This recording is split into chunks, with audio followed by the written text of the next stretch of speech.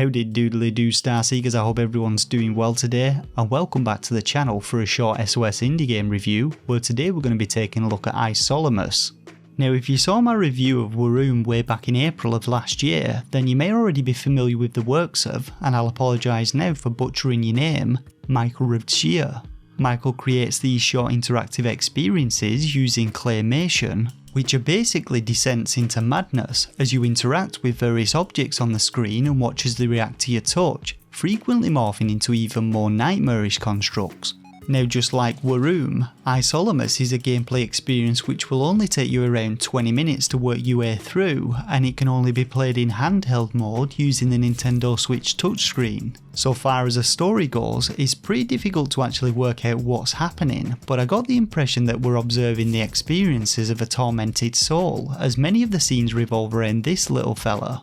Now things start off relatively tame in Isolomus, as you tap a few of these figures on the screen which proceed to melt into goo, but the creepiness dials up quite quickly as we soon start to encounter things like whatever this abomination is. As you work your way through the game, your objective is to simply interact with objects as you would do in any standard point and click adventure, and while there are some minor puzzle solving elements in Isolomus, it's very unlikely that you'll actually get stuck, and the most trouble you're likely to have is with dragging certain objects across the screen, as the touchscreen can be a bit fiddly at times.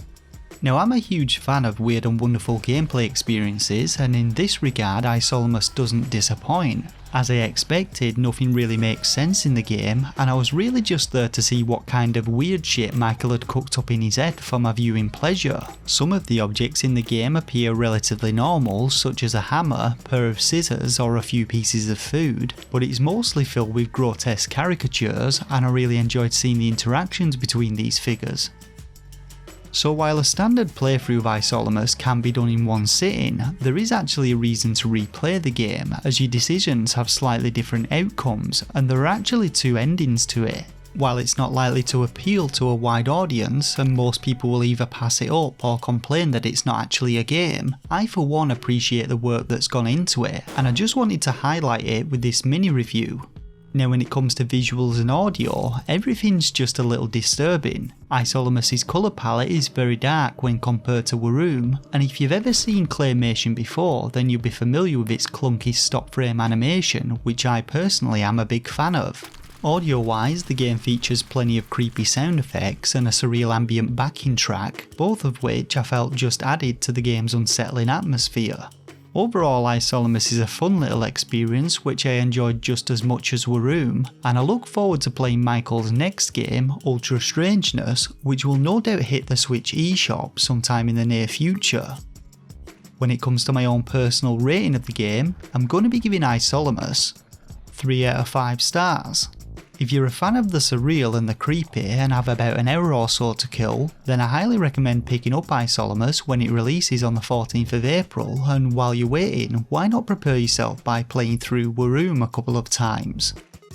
You'll be able to pick up Isolomus from the UK Switch eShop, where it's usually priced at £1.79, or from the US eShop for $1.99. Alternatively, the game's also available on Steam. And that just about wraps up this mini review of Isolomus on the Nintendo Switch. Don't forget to hit that like button if it helped you out, let me know your thoughts and opinions on the game in the comment section below, and if you enjoyed this content and want to see more, then consider subscribing to the channel as I upload new Nintendo Switch reviews and content every few days. For now though, I just want to thank you all once again for watching, and until next time, take care of yourselves and game on.